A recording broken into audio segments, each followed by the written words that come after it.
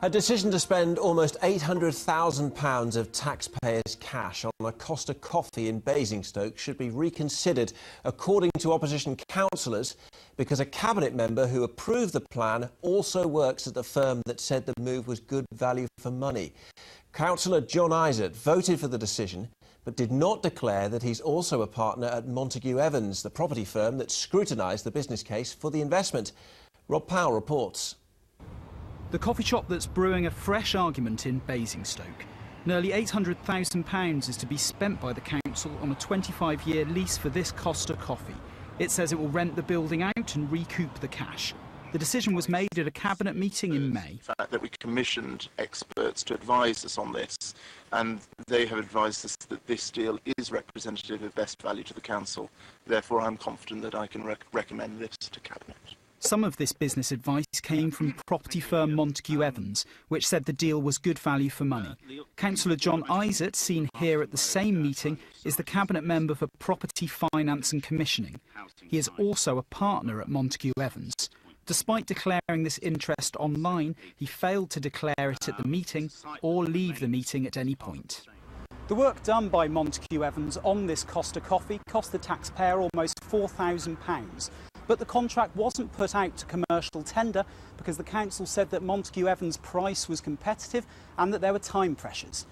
Montague Evans also has another contract with the council worth £45,000. This is associated with the wider leisure park here in Basingstoke, but it did have to compete for this work. Opposition councillors say the work given to Montague Evans should have been competed for and that the whole Costa decision should now be reconsidered. The code of conduct is very clear that where a councillor has a conflict of interest, they need to leave the decision-making process. He didn't. He stayed in the room and he voted on it. And from that point of view, he has a conflict of interest. Councillor Isaac declined to give us an interview on camera, but did say that he was not involved in the Montague Evans contract and it is of no personal benefit to him as he is a part-time employee of the firm. He insisted that he had done nothing wrong and that he had declared his interest in Montague Evans online, but added that in hindsight he should have left the council meeting.